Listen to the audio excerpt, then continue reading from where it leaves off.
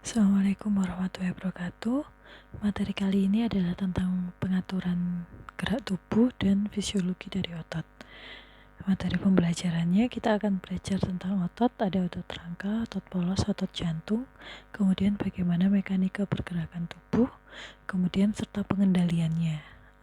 Kalau pengendalian otot nanti ada refleks saraf, refleks otonom, refleks otot rangka, dan juga pengaturan yang terintegrasi. Kita mulai dari otot rangka. Jadi otot rangka itu akan menghasilkan gerakan, kekuatan, dan juga panas akibat dari energi yang dikeluarkan dari kontraksinya. Nah, ada 3 tipe otot, yaitu otot rangka, otot jantung, dan otot polos. Yang mana otot rangka dan otot jantung nama lainnya adalah otot lurik. Hal ini berhubungan dengan bentuk atau struktur dari histologisnya.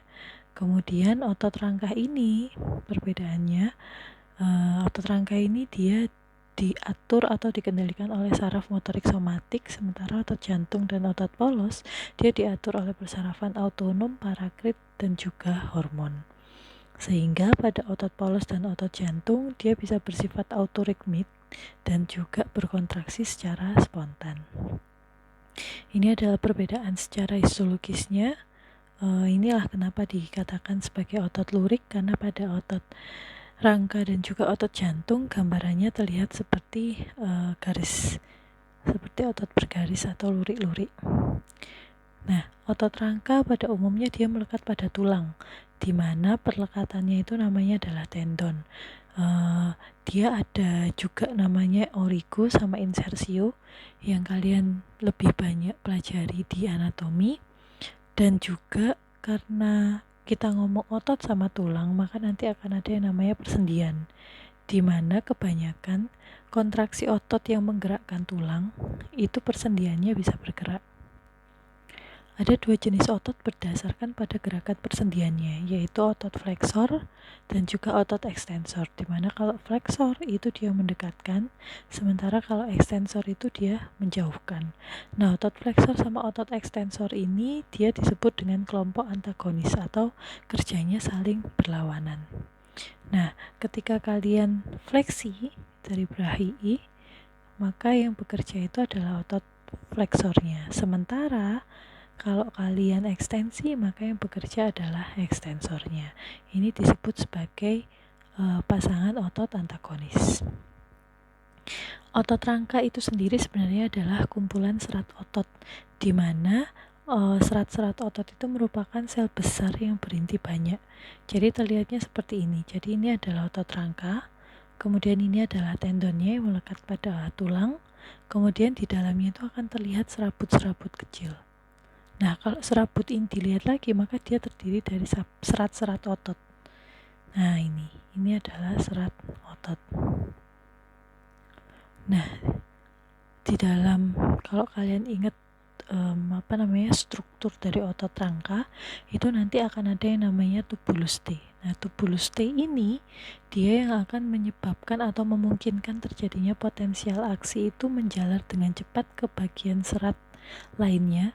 Dan juga tubulus T ini dia memicu pelepasan kalsium dari retikulum sarkoplasma. Apa yang terjadi dengan semua ini adalah kontraksi. Nah, jadi bentukannya tubulus T itu seperti ini. Nah, akan terlihat triad. Ini ada sisterna, kemudian di sini tubulus T, kemudian di sini sisterna lagi. Nah, ini yang kalian lihat ini adalah filamen tebal, kemudian yang kecil-kecil ini adalah filamen tipis. Nah, jadi di dalam otot rangka itu serat ototnya ada yang namanya myofibril. Myofibril ini adalah kumpulan protein kontraktil yang elastik di intraselulernya. Nah, nanti di myofibril itu dia akan kelihatan ada filamen tebal dan filamen tipis, di mana filamen tebal tersusun dari miosin, sementara filamen tipis tersusun dari aktin.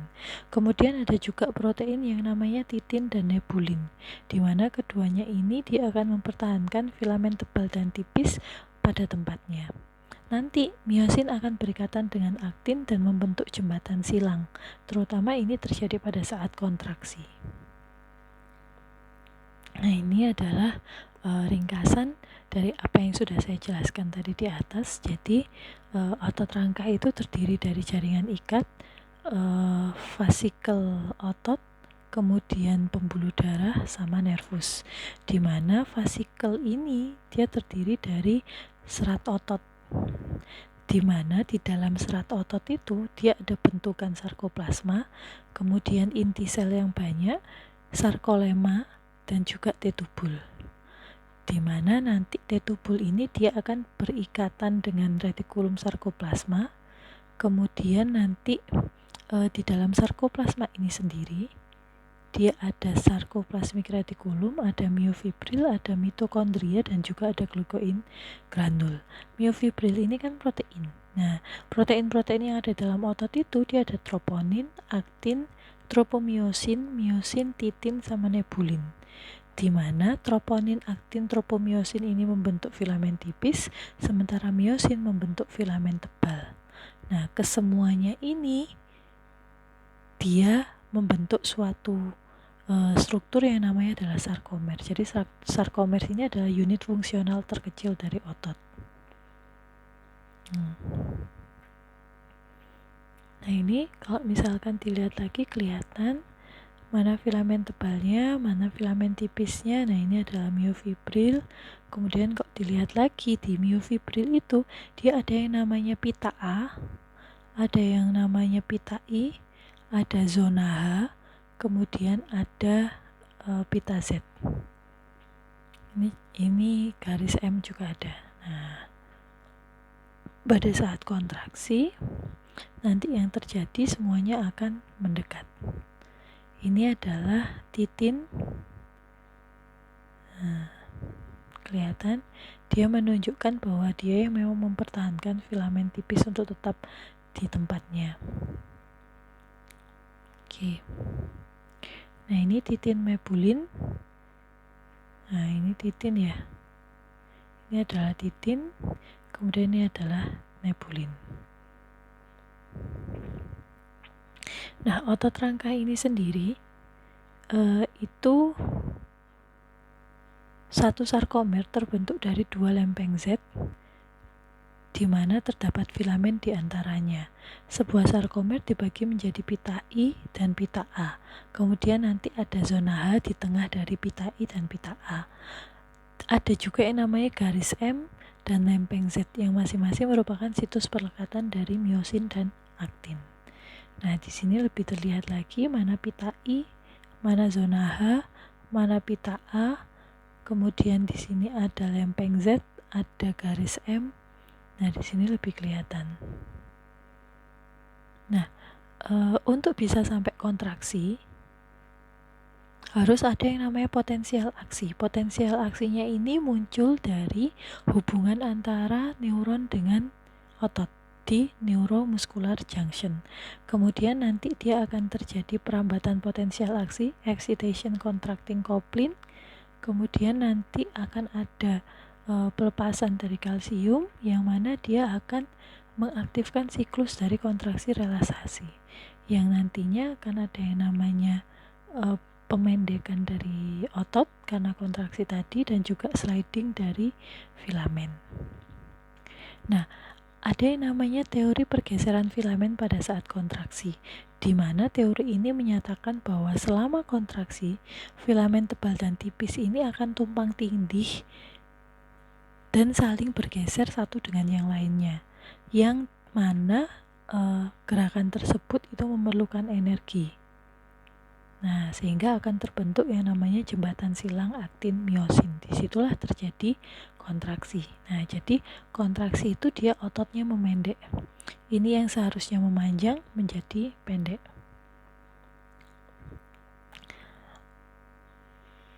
Pada relaksasi, pada saat otot itu biasa saja, tidak ada potensial aksi, tropomiosin itu dia akan menutupi tempat pengikatan miosin.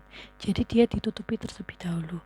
Nah, ketika ada sinyal potensial aksi, maka CA akan berikatan dengan troponin, sehingga dia akan menggeser, sehingga situs pengikatan miosin terbuka. Nah, karena dia terbuka, maka dia akan bisa menyebabkan terjadinya kontraksi dengan pengayuhan kuat. Ketika sudah selesai, tidak ada potensial aksi lagi, tidak ada ATP lagi, maka akan terjadi relaksasi. Nah, dari relaksasi ini, retikulum sarkoplasma dia akan memompa kembali CA ke dalam lumennya. Nah, ini ya. Jadi dalam keadaan biasa ini tertutup, troponin ini dia tertutup, tapi ketika dalam keadaan kontraksi ada CA yang keluar, maka dia akan menggeser sehingga bisa terjadi perlekatan antara aktin dan miosin. Miosin itu mengubah energi dari ATP menjadi gerakan, di mana ada yang namanya miosin ATPase yang menghidrolisis ATP ini menjadi ADP dan PI. Ketika miosin melepas PI, maka kepala miosin akan bergerak dan terjadi pengayuhan kuat. Nah, pada saat pengayuhan kuat, miosin akan melepaskan ADP. Pada saat ini terjadi keadaan kaku atau kontraksin, di mana miosin terikat erat pada aktin. Nah, ini ya. Jadi ATP mengikat miosin, kemudian miosin menghidrolisis ATP, terus habis itu terjadi pengayuhan kuat. Nah, sehingga akan terjadi keadaan kaku power stroke. Nah, ini di sini ADP rilis. Nah, ketika ADP-nya sudah rilis, maka dia akan mengalami suatu keadaan rigor state atau keadaan yang kaku.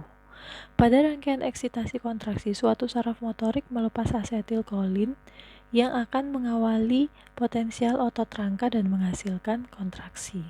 Jadi eksitasi ini sebelum kontraksi.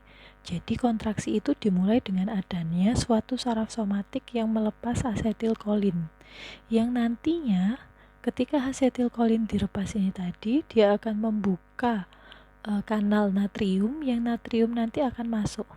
Ketika natrium ini masuk, maka akan terjadi potensial aksi dan dia berikatan dengan pintu DHP dan RIR, sehingga dia nanti akan mengeluarkan CA. CA yang keluar nanti dia akan mengikat troponin, kemudian menggeser sehingga terjadi perlekatan antara miosin dengan aktin dan terjadilah kontraksi. Jadi kanal CA di retikulum sarkoplasma itu namanya adalah reseptor DHP. Nah, sementara di tubulus T itu ada yang namanya RIR. Nah, ini dia saling berikatan. Sehingga ketika tubulus T itu mengalami potensial aksi, maka RIR akan aktif, dan aktivasi dari RIR ini dia akan membuat reseptor DHP itu terbuka sehingga CA bisa keluar. Itu maksudnya. Relaksasi baru akan terjadi ketika CA dipompa kembali oleh CA ATPase. Sebelum CA dipompa kembali itu terjadi karena ADP rilis tadi, tapi tidak ada ATP lagi yang masuk. Nah, kalau tidak ada ATP yang masuk, maka otomatis itu awal dari terjadinya relaksasi. Satu siklus kontraksi dan relaksasi namanya adalah satu kedut, di mana ada yang namanya masa laten. Dia adalah antara akhir suatu potensial aksi dan awal pembentukan tegangan dalam otot, di mana dia menggambarkan waktu yang dibutuhkan untuk pelepasan CA dan pengikatannya dengan troponin. Nah, nanti serat otot itu pada saat untuk kontraksi dia membutuhkan atau dia akan menyimpan yang namanya fosfokreatin. Nah, energi untuk kontraksi itu bisa didapatkan secara anaerob ataupun aerob, tapi otot lebih suka keadaan aerob. Kelelahan otot terjadi ketika otot tidak dapat menghasilkan atau mempertahankan kekuatan tertentu. Penyebabnya ada banyak. Nah, ini adalah penggolongan otot rangka berdasarkan pada kecepatan kontraksi dan ketahanan kontraksinya. Itu untuk otot rangka. Nah, nanti kita lanjutkan lagi di sesi berikutnya. Terima kasih. Assalamualaikum warahmatullahi wabarakatuh. Assalamualaikum warahmatullahi wabarakatuh. Kita lanjutkan lagi materi otot rangka dan juga pengaturan gerakan motorik. Jadi serat otot rangka itu dapat digolongkan berdasarkan pada kecepatan kontraksinya dan ketahanannya terhadap kelelahan. Ada 3 macam. Yang pertama adalah serat glikolitik ketut cepat, kemudian serat glikolitik oksidatif ketut cepat, dan serat oksidatif ketut lambat, di mana serat oksidatif adalah serat yang paling tahan terhadap kelelahan, sehingga dia tidak gampang membuat otot tersebut lelah. Ini adalah gambarannya. Ini yang lambat, ini yang cepat. Nah, ini perbedaannya.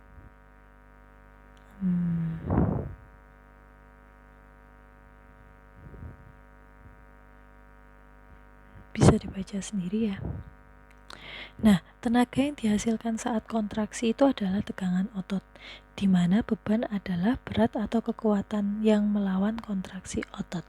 Nah, ini tegangan itu bisa ditentukan oleh panjang sarkomer. Sementara mioglobin sendiri itu adalah pigmen yang mengikat oksigen yang memindahkan oksigen ke bagian dalam serat otot. Nah, ini ya. Ini adalah kurva hubungan antara panjang dengan tegangan, panjang sarkomer dengan tegangan, di mana peningkatan frekuensi perangsangan menimbulkan penjumlahan gelombang ketut dan peningkatan tegangan. Keadaan kontraksi maksimal disebut sebagai tetanus, di mana tidak bisa terjadi relaksasi. Satu unit motorik tersusun dari sekelompok serat otot pada unit motorik somatik yang mengaturnya. Itu namanya adalah satu unit motorik. Jumlah serat otot pada unit motorik bervariasi, tetapi tipe seratnya sama. Kekuatan kontraksi otot rangka dapat ditingkatkan dengan pengerahan unit motorik tambahan. Nah, ini adalah motor unitnya. Ada neuron 1, 2, 3, jadi semuanya ini bareng. Nah, dia sinapnya di spinal cord. Itu untuk otot rangka. Berikutnya kita akan masuk ke mekanika pergerakan tubuh. Kalau mekanika pergerakan tubuh ini kita akan lebih banyak ngomong tentang gerakan tubuh. Ada yang namanya kontraksi isotonik, ada yang namanya kontraksi isometrik, di mana kontraksi isotonik itu menghasilkan tenaga saat otot memendek dan memindahkan beban, sementara yang kontraksi isometrik menghasilkan tenaga tanpa memindahkan beban. Kontraksi pemanjangan menghimpun tenaga bersamaan dengan pemanjangan dari otot.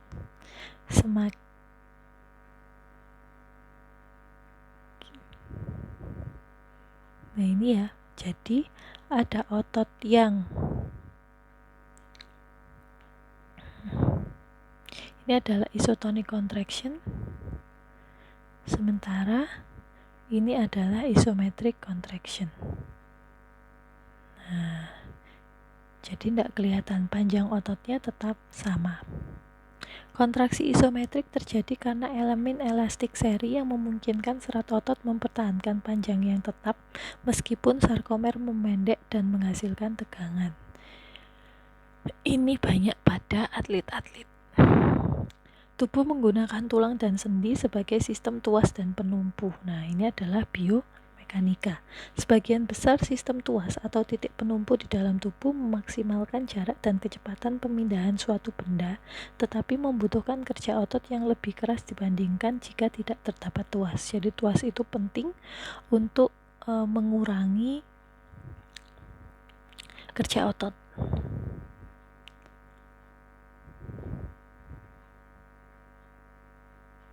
Kecepatan kontraksi itu sendiri tergantung pada serat otot dan beban. Kontraksi tercepat terjadi apabila beban pada otot adalah 0. Nah, berikutnya adalah otot polos dan otot jantung. Pada otot polos, kontraksinya dia lebih lambat. Namun, dia dapat mempertahankan kontraksi lebih lama tanpa ada kelelahan. Nah, seperti ini. Ini adalah otot rangka, ini adalah otot jantung. Kalau otot polos seperti ini, dia lama sekali dan dia jarang lelah. Kalau berdasarkan pada siklus kontraksi dan relaksasi, ada yang namanya otot fasik, ada yang namanya otot tonik. Kalau otot fasik itu adalah keadaan relaksasi atau suatu keadaan di mana dia menjalani siklus kontraksi, sementara otot polos tunik umumnya dalam keadaan kontraksi. Jadi bedanya adalah dia pada saat keadaan apa otot fasik dan otot polos itu. Jadi kalau otot fasik itu dia kurvanya seperti ini. Nah, kalau dia ada siklus antara relaksasi dan kontraksi, maka dia bentukannya seperti ini. Sementara kalau otot tunik itu seperti ini. Biasanya otot tonik itu dia adalah sphincter atau vaskular pembuluh darah. Nah, otot-otot pada pembuluh darah. Otot polos sedangkan berdasarkan pada unit kontraksinya. Ada otot polos unit tunggal, ada otot polos unit multiple, di mana unit tunggal itu dia berkontraksi sebagai satu unit saat depolarisasi dan diteruskan ke sel-sel yang lain. Sementara kalau otot polos unit multiple itu dalam satu serat otot dia dirangsang sendiri-sendiri. Jadi dia punya perangsangan sendiri-sendiri, itu adalah multiple. Unit untuk potensial aksinya lebih banyak kalau di unit yang otot polos unit yang multiple. Nah ini, jadi kalau single unit itu dia pakai taut celah. Jadi dilanjutkan. Kalau ini dia sendiri-sendiri, ini ada, ini ada, ini ada. Nah, seratnya banyak. Nah, jumlah miosin otot polos dia lebih sedikit, tapi satu miosin berikatan dengan 12-15 molekul aktin. Dan dia tidak punya troponin, tapi dia punya yang namanya kalmodulin. Jadi yang berikatan atau berkontraksi dengan Ca itu adalah kalmodulin. Kemudian kalmodulin akan mengaktifasi rantai ringan miosin kinase. Di sini otot polos juga membutuhkan Ca. Dia ada RIR juga.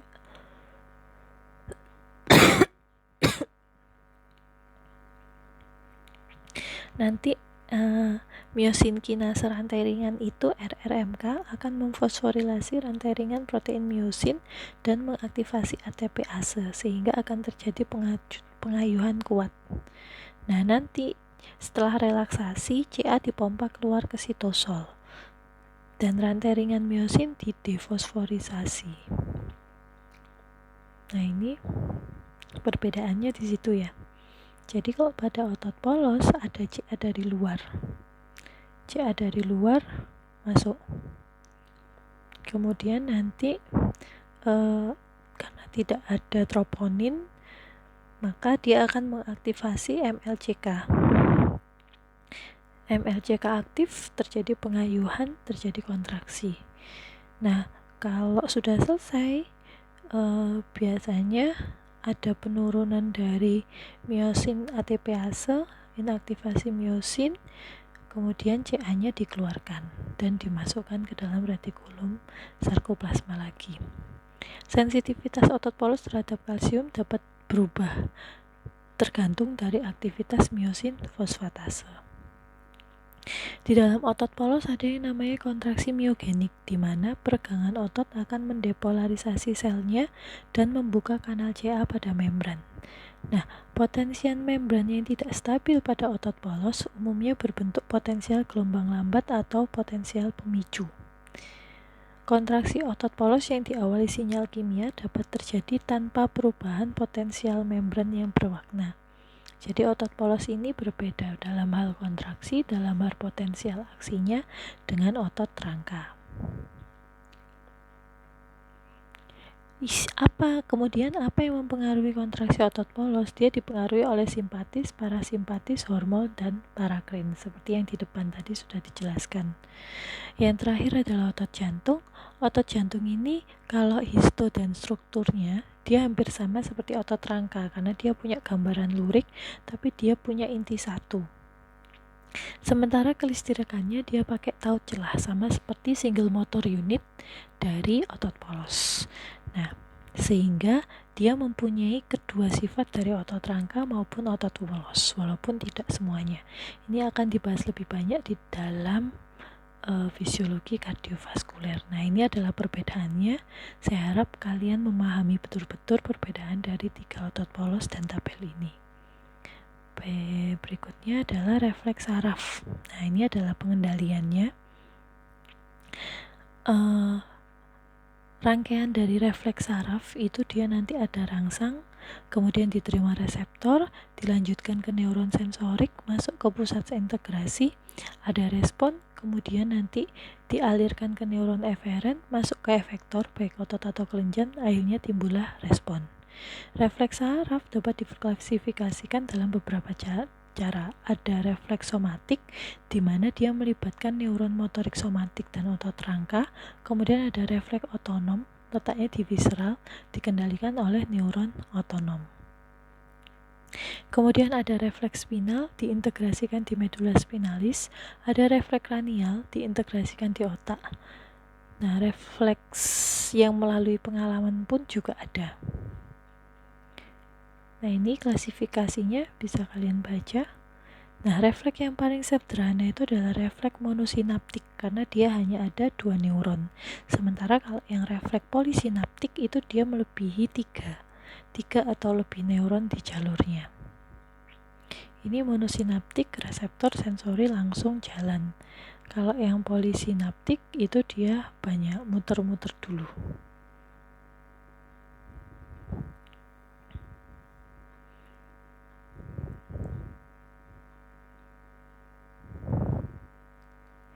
Nah, untuk refleks otonom, salah satu contoh refleks otonom itu adalah refleks spinal yang dia dimodifikasi oleh masukan dari otak. Ada juga refleks-refleks yang digunakan untuk mempertahankan homeostasis, biasanya dia diintegrasikan di otak. Refleks otonom itu adalah refleks polisinaptik. Nah, ini adalah otonom, ada pos dan preganglion. Refleks otot rangka. Refleks otot rangka itu dia dikendalikan oleh neuron motorik somatik, di mana serat kontraktil normal otot disebut serat otot ekstrafusal. Kontraksi serat ini dikendalikan oleh alfa, motorik alfa. Gelendong otot mengirimkan informasi mengenai panjang otot ke SSP. Nah, gelendong otot ini dia reseptornya dari serat intrafusal dengan neuron sensorik yang terlilit di sekitar bagian tengah yang non-kontraktil, dan neuron motoriknya adalah neuron motorik gamma. Gelendong otot ini dia sebenarnya adalah reseptor regang yang dia aktif secara tonik. Keluarannya menciptakan kontraksi tonik serat otot ekstrafusal. Nah, karena aktivitas tonik ini, otot saat istirahat mempertahankan ketegangannya pada tingkat tertentu. Ini namanya adalah tonus otot. Jika teregang, serat intrafusal gelendong otot teregang dan menginisiasi kontraksi refleks otot. Kontraksi ini mencegah kerusakan yang disebabkan oleh regangan yang berlebihan, sehingga jalur ini dikenal sebagai refleks regang.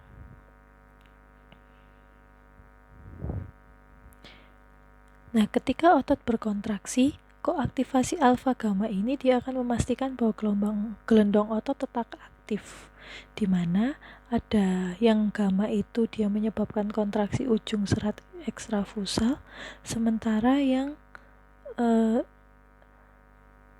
kontraksi ini dia akan memperpanjang area tengah intrafusal dan mempertahankan regangan pada ujung saraf sensorik.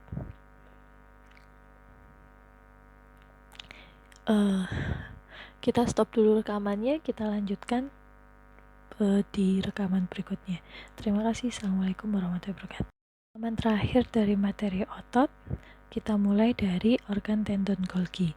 Jadi organ tendon Golgi ini dia ditemukan di pertautan antara tendon dengan serat otot, di mana dia terdiri dari ujung saraf hebat yang terlilit di antara serat kolagen. Organ tendon Golgi ini berespon terhadap kontraksi otot dengan menyebabkan relaksasi refleksif.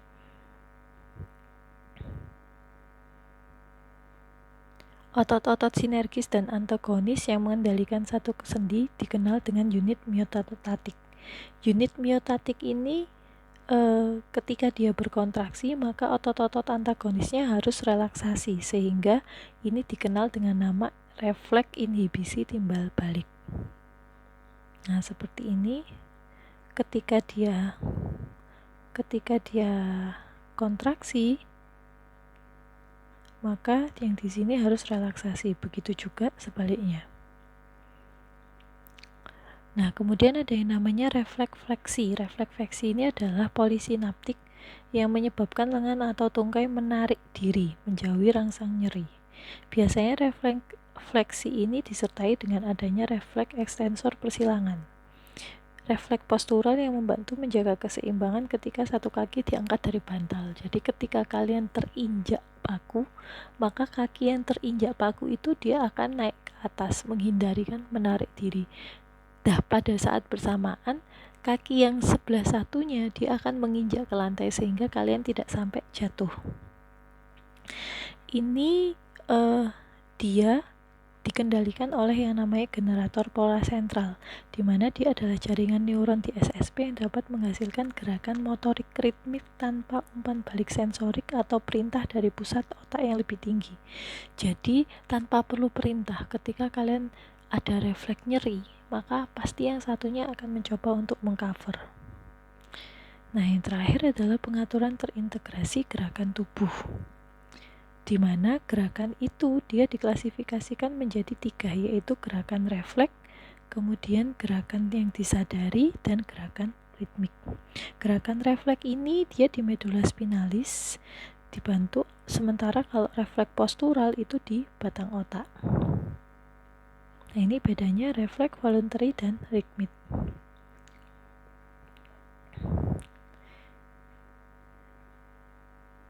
Ini kontrol dari gerakan, ada dari medula spinalis, kemudian batang otak, bisa kalian baca sendiri.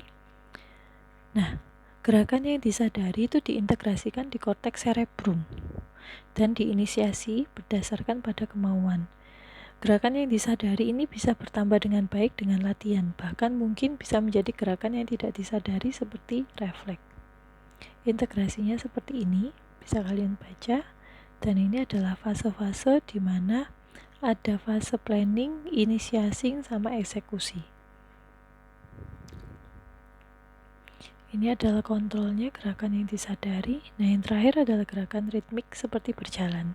Dia adalah kombinasi dari gerakan refleks dan gerakan yang disadari. Dia dipertahankan oleh generator pola sentral dan perjalanannya melalui traktus kortikospinalis, di mana dibantu juga dari ganglia basalis melalui jalur ekstrapiramidalis. Ada yang namanya refleks umpan maju, di mana dia memungkinkan tubuh untuk mempersiapkan sebuah gerakan yang disadari. Nah, refleks umpan maju ini membuat gerakan yang halus dan terus-menerus. Biasanya dia dikendalikan oleh otonom. Nah, seperti ini. Itu saja dari fisiologi otot dan pengaturan mekanika tubuh. Kalau misalkan ada pertanyaan, bisa kita lanjutkan di feedback perkuliahan. Terima kasih. Assalamualaikum warahmatullahi wabarakatuh.